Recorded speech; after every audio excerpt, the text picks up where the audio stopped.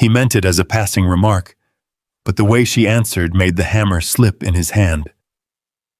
The nail bends under Luke's strike, metal screeching against wood as he freezes mid-swing. Across the creek, Ivy stands with a soaked shirt twisted in her hands, water dripping slow into the dust. She doesn't smile, doesn't look away. The wind shifts through the birch trees, and for a second, even the creek seems to quiet as her words settle between them. And Luke doesn't move. Tell me, what would you do if you heard something you weren't ready for? By late afternoon, the heat had settled low over Cedar Bluff, pressing the dust flat against the road and leaving the sky stretched thin and pale. The kind of quiet that came after a long day's work hung over the land, broken only by the dull rhythm of iron striking wood. Luke Harper stood along the fence line, one boot braced against a post, driving a nail into place with steady, practiced swings. The wood gave a dry crack each time the hammer met it, the sound carrying out over the shallow creek bed that ran between his land and the Carter place. The creek had thinned to a narrow thread of water by midsummer, just enough to move slow and steady over the stones. On the other side, Ivy Carter knelt near the bank, sleeves rolled to her elbows, hands moving through a basin of soapy water without hesitation.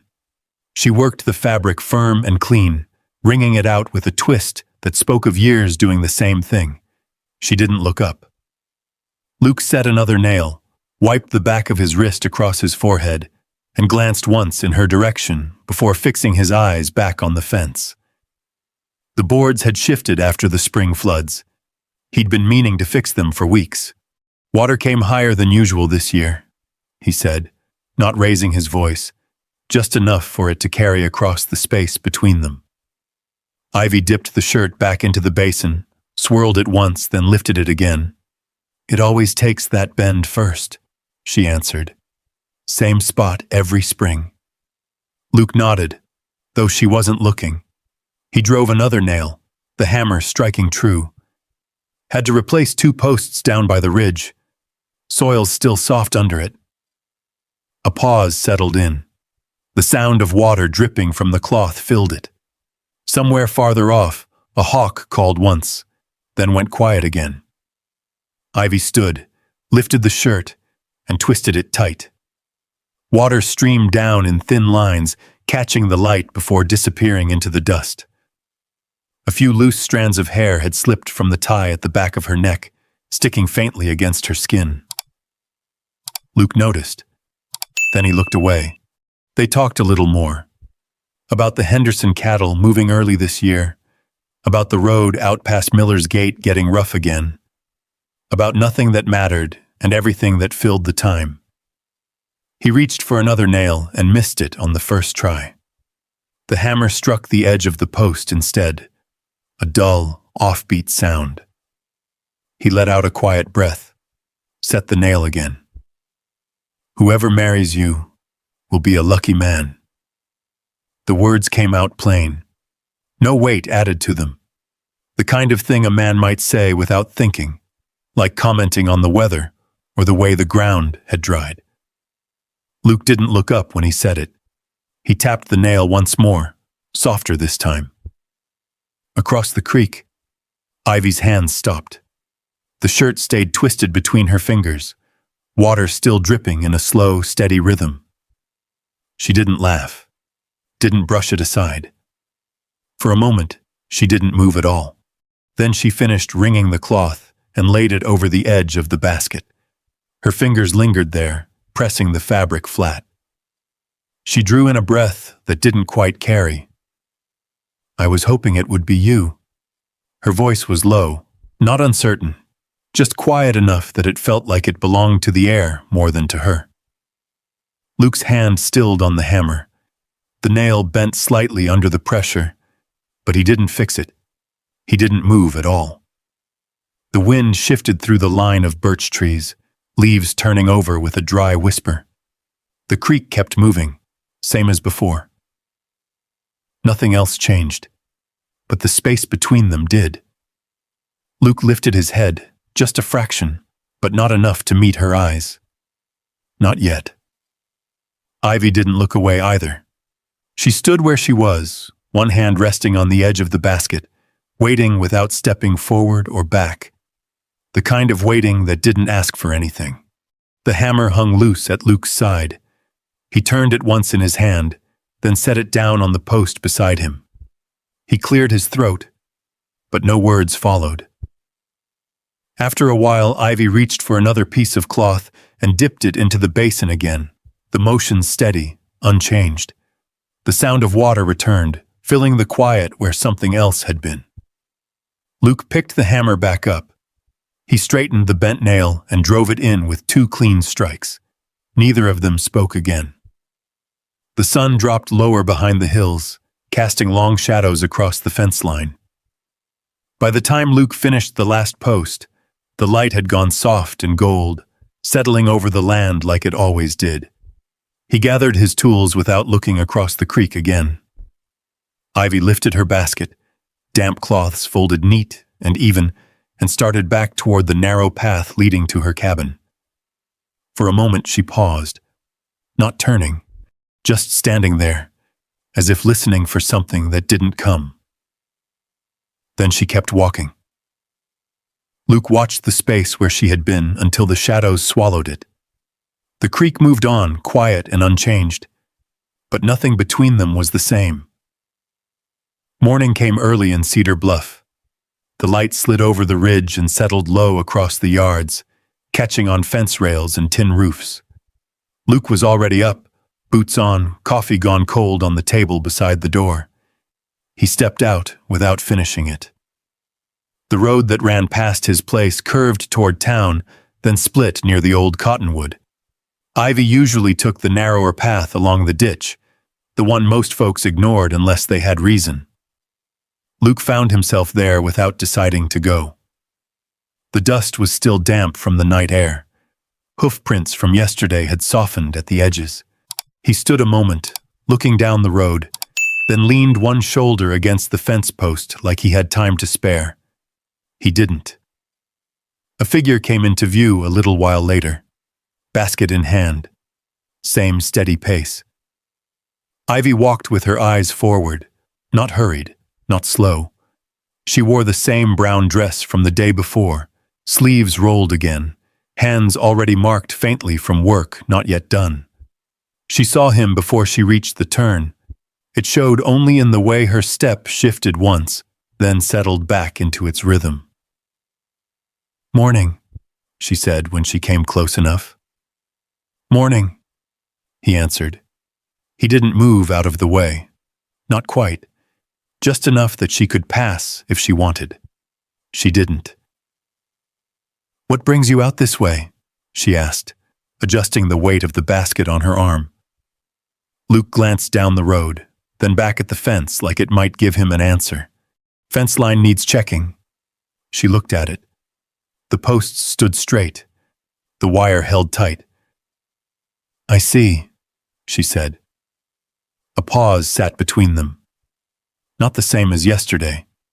He could feel it. "I'm heading to Briggs's place, Basson," she added. "He took a fall yesterday. Back again." Luke nodded. "He's been favoring that side for a while." "He won't say it," Ivy said, "but he moves slower when no one's watching." Luke let out a quiet breath through his nose. That sounds like him. She shifted the basket again. The handle creaked softly under the weight. Luke noticed the glass bottles inside, wrapped in cloth, tied down careful so they wouldn't knock against each other. "I can walk with you," he said. It came out simple. No push behind it. Ivy looked at him then. Not long, just enough to take the measure of what he meant. "You don't have to," she said. "I know." She held his gaze for a second longer than before. Then she turned and started down the path. Luke fell in beside her. They walked without filling the space. Gravel crunched under their boots. Somewhere off in the distance, a wagon rolled slow over uneven ground. Briggs's cabin sat at the far end of the ridge, a lean structure with a roof that had been patched more times than replaced. The door stood half open. Inside, the air smelled faintly of smoke and old wood. Ivy set her basket down on the small table without asking. She moved around the room like she knew where things belonged, checked the fire, added a log, reached for a kettle and filled it from the bucket by the door. Luke stood near the wall, hat in hand. Briggs lay on the narrow bed, one arm folded across his chest, eyes half open. "Took you long enough," he muttered, though his voice carried no edge. Ivy didn't answer that. She knelt beside him, pressed her fingers lightly along his back, not asking where it hurt. He flinched once. "There," she said quietly. "You twisted it." He grunted. Luke watched her hands. Steady. Certain. She didn't rush. Didn't explain. Briggs turned his head toward Luke. "You just gonna stand there, or you planning to be useful?" Luke set his hat down and stepped forward. "What do you need?" "Less talking," Briggs muttered. "More hands." Ivy glanced up at Luke. "Hold him steady." He did. After a while, the kettle steamed. Ivy poured hot water into a chipped cup, mixed something from one of the small bottles, stirred it slow. Briggs drank without complaint. The room quieted again. Only the crackle of the fire and the faint rattle of the window frame in the breeze. When they stepped back outside, the sun had climbed higher. The air felt warmer. Ivy wiped her hands on a cloth, folded it once and tucked it back into her basket. "You didn't have to stay," she said. Luke shrugged lightly. "Was already here." She nodded, but didn't argue. They started back down the path together. Halfway there, Luke slowed near the bend. The creek came into view again, glinting under the light. Ivy followed his gaze. For a moment, neither of them spoke. Then Luke said, almost to himself, "You've been doing that a long time." She didn't ask what he meant. "Long enough," she said. He nodded. They reached the split in the road, the place where she would turn off and he would keep going. Ivy paused, shifting the basket again. "Thank you," she said. Luke looked at her. "For what?" "For walking." He held her gaze this time, just a second longer than before. "You don't have to thank me for that." A small smile touched the corner of her mouth. Not wide, not bright, just there, then gone. "Maybe not," she said. She turned and took the narrower path without looking back. Luke stood at the split, watching until the line of scrub and brush took her out of sight. Behind him, the fence stretched long and straight under the sun. He didn't move right away. After a while, old Ben Carter's voice carried from the shade of the cottonwood, where he'd been sitting with a tin cup and nothing much else to do. "A man who misses what's in front of him ain't unlucky," Ben said, not looking up. "Just blind." Luke didn't answer.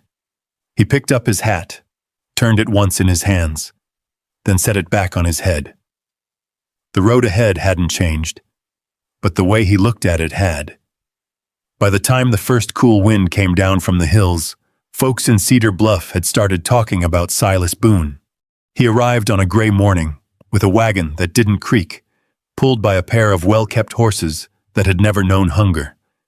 The kind of man who didn't rush because nothing in his life had ever required it. Luke saw him first outside Martha Pike's place. Silas stood near the hitching post, coat clean, boots brushed, speaking low with Martha over the counter. A folded paper lay between them, weighed down by a coffee cup gone half cold. Luke stepped inside, the bell above the door giving a soft ring. Martha glanced up. "Morning." Luke nodded. His eyes moved once toward the man at the counter. "That's Silas Boone," Martha said, wiping her hands on her apron. "Got land north of here. Big spread." Silas turned then, not quick, just enough to acknowledge the room. His eyes settled on Luke for a second, measuring without pressing.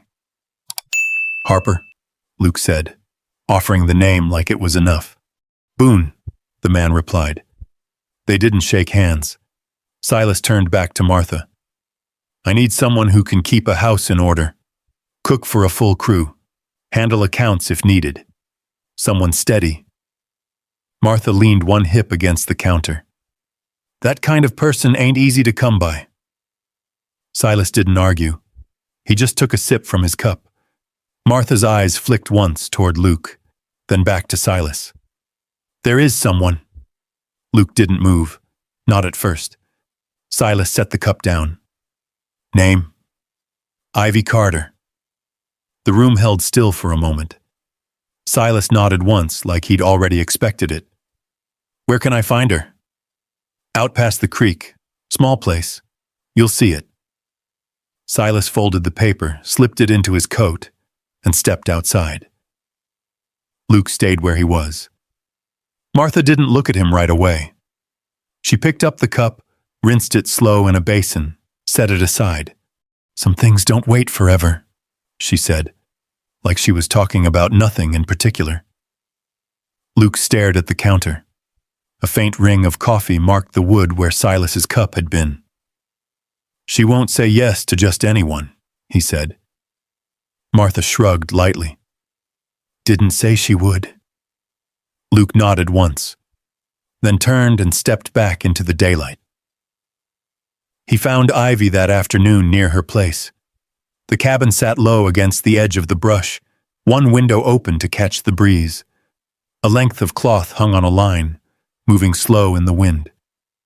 She was outside, kneeling near a crate, sorting small glass bottles into rows, each one wrapped in cloth, tied down careful. She didn't look surprised to see him. "You're early," she said. Luke glanced at the sky. "Didn't know I had a time." She set one bottle down, reached for another. "Most folks come by after supper, when they need something. I didn't come for that." "I know." A quiet settled in. Luke stepped closer, stopping a few feet away, close enough to see the labels she'd written by hand. Dates, measurements, names that meant something to someone. "You hear about Boone?" he asked. Her hands paused for just a second. Then she picked up another bottle. "I did. He came by town this morning." "I know." Luke watched her tie the cloth around the neck of the bottle. Tight, precise. "He's looking for someone," Luke said. She nodded once.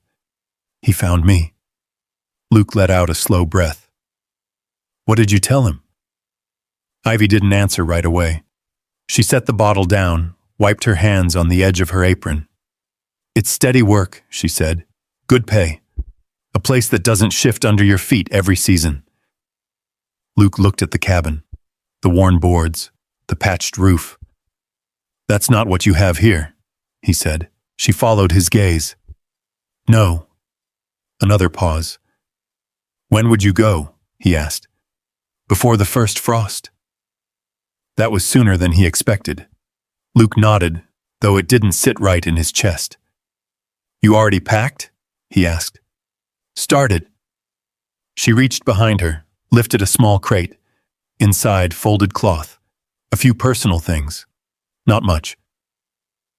Luke's eyes moved over it, noticing what wasn't there. "You're not taking everything," he said. She shook her head. "There's not much worth taking." "That's not true." She looked at him then. Not sharp, not soft. Just steady. "It is," she said. The wind picked up, lifting the edge of the cloth on the line. It snapped once, then settled. Luke shifted his weight. "You'll be far from here." "Yes. You'll know no one." "I'll learn." He nodded, again. A long stretch passed without either of them speaking. Finally, Luke said, "You want that?" Ivy looked down at her hands, turned them over once as if checking something there. "I want something that stays," she said. Luke swallowed. The words landed heavier than they should have. "That's enough?" he asked. "For now." She bent to pick up another bottle. Luke stood there a moment longer, then reached down and lifted one of the crates without asking. "Where you want this?" he said. She hesitated.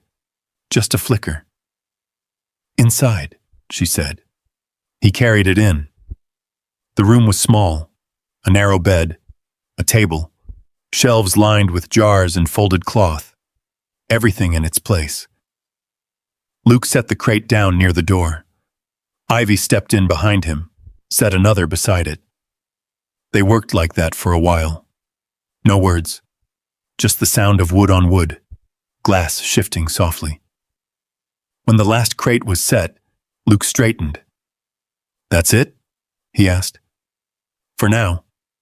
He nodded. At the door, he paused, looked back once. "You'll let me know when you leave?" he said. Ivy met his eyes. "You'll know," she said. Luke stepped outside.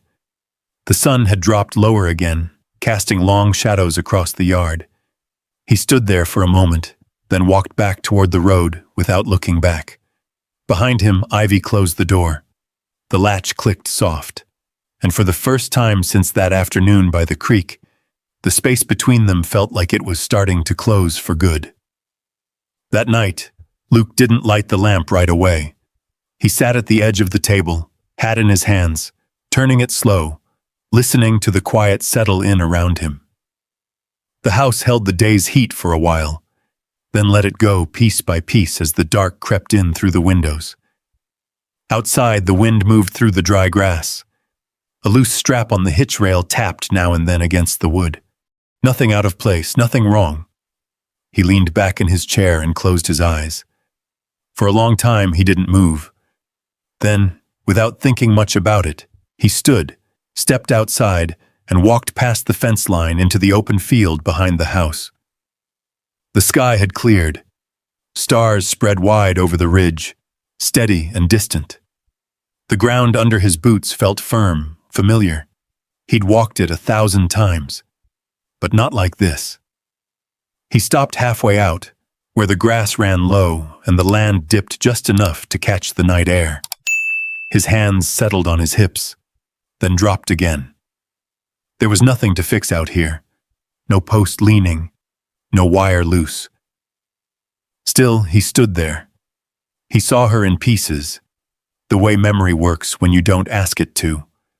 A sleeve rolled back, hands tying cloth around a bottle, the quiet way she stepped into a room and made it hold together. He remembered the first time she'd patched the tear in his shirt. Didn't ask.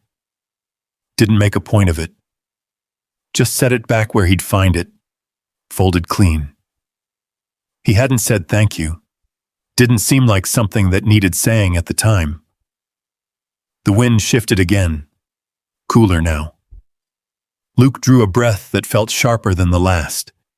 He had told himself for years that some things were better left alone, that wanting too much was a good way to lose what you already had. He had learned that lesson once. It had stayed with him. So he stopped wanting. Or thought he had. Out here, with nothing but the sound of the wind and the stretch of land he knew better than his own thoughts, he found out that wasn't true. He hadn't stopped. He had just stopped looking at it straight. Luke tipped his head back, eyes on the sky. "She'll leave," he said, quiet, like the night needed to hear it. The words didn't echo. They just settled. He stood there a long while after that. Then he turned and walked back toward the house.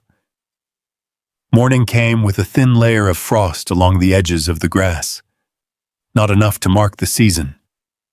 Just enough to remind a man it was coming. Luke was already dressed when the first light touched the ridge. He didn't sit, didn't drink the coffee he poured. He stepped out, crossed the yard, and took the road without looking back. Ivy's place came into view sooner than he expected. The door was open. A wagon stood just beyond the gate, hitched and waiting. The horses shifted in place, tails flicking at the flies. Silas Boone stood near the front, one hand resting on the side rail. He didn't move when Luke approached. Ivy stood a few feet away from him, a small bag set at her feet. Not much in it, just what she could carry. Luke slowed as he reached the gate. Silas looked at him once, then away. No challenge, no greeting, just a man who knew what he was there for. Luke stepped through the gate. "Ivy?" She turned. No surprise there. She had known he would come, or at least, she had left the door open like she did. Luke stopped a few feet in front of her. Up close, he could see the small details he had missed before. The way her hair had been tied back tighter than usual. The way her hands rested still at her sides, not reaching for anything. "You ready?" Silas asked from behind her. Ivy didn't answer him. Her eyes stayed on Luke. He swallowed once, then spoke. "I don't want another man to be that lucky one." The words came out rougher than he expected. Not louder, just heavier. Silas shifted his weight, didn't step forward. Ivy held Luke's gaze. For a moment, nothing moved. Then she drew in a slow breath. "You took your time," she said. No anger in it, no softness either. Just the truth. Luke nodded once. "I did." Silas glanced between them, then reached for the wagon rail. "You coming?" he asked. Ivy didn't turn. Her hand moved just slightly toward the bag at her feet, then stopped. The wind picked up, catching the edge of her sleeve. Luke didn't step closer, didn't reach for her. He just stood there, waiting. And for the first time since the day by the creek, he didn't look away. The wind moved through the yard, low and steady, carrying the faint smell of dry grass and wood smoke. Somewhere behind the house, a loose board tapped once, then went quiet again. Ivy's hand rested near the bag at her feet, not holding it, not letting it go. Silas shifted his stance by the wagon, one hand still on the rail. He didn't hurry her. A man like him didn't need to. Luke stood where he was, boots planted in the dust, hat low against the morning light. He didn't reach for her, didn't step closer. He had said what he came to say. That was all he had if he looked past him for a moment. At the line of fence stretching toward the creek, at the rise of land beyond it. The same view she had woken up to for years. Then she looked back at him. "You always stand like that," she said quietly. Luke blinked once. "Like what?" "Like you're ready to leave before anyone asks you to stay." He let out a breath he hadn't noticed he was holding. "Maybe." She nodded, as if that answered something for her. Silas cleared his throat softly. Not impatient, just present. Ivy bent, lifted the bag an inch from the ground. Then she set it back down. The sound it made against the dirt was small, easy to miss, but Luke heard it. Silas did too. He straightened, took his hand off the wagon rail, and gave a short nod that didn't carry any weight behind it. "You've got my offer," he said to Ivy. "It stands if you change your mind." She inclined her head once. "Thank you." Silas didn't look at Luke again. He stepped up into the wagon, gathered the reins, and turned the team with a quiet click of his tongue. The wheels rolled slow at first, then steadied as they found the road. The sound faded as he headed north, past the bend, out toward land that didn't belong to either of them. When he was gone, the yard felt wider. Ivy stood there a moment longer. Then she reached down, picked up the bag again, and carried it inside. Luke didn't follow. He stayed by the gate, one hand resting against the wood, listening to the quiet settle back in. After a while, the door opened again. Ivy stepped out without the bag this time, Her hands were empty. She crossed the yard and stopped a few feet from him. "Coffee's gone cold," she said, nodding toward his place down the road. "It usually does." A faint line touched the corner of her mouth. They stood there, not moving, not looking anywhere else. "What now?" Luke asked. Ivy glanced toward the house, then back at him. "Now we see if you meant what you said." He held her gaze. "I did." She studied him for a second longer. Then she turned, walked back inside, and left the door open.